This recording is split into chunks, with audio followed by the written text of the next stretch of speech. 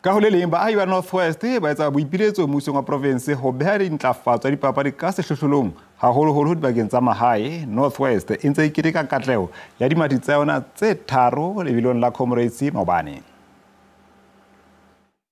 Baahi ba Northwest ba itumeletse phenyo ya boraro jwa mono profenseng jwa lebelo la Comrades.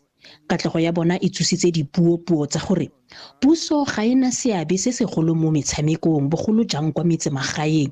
Ba ntse ba itrainisa ka bo bona, so ne ke kopa puso fela gore ha e ka ba thusa ka matlole ba kgone gore ba tswele pele ba remele le mo di-olympic tse dingwe hape.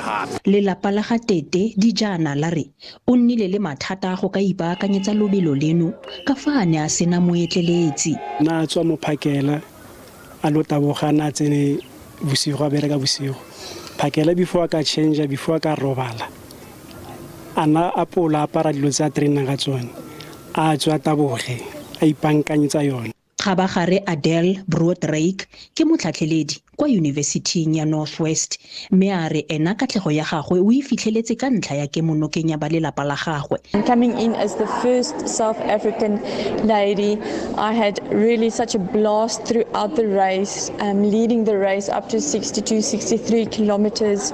So yeah, it was just an unbelievable experience. Ke Mpho le Pedi Dikgang tsone ke tsa SABC mo Mahikeng.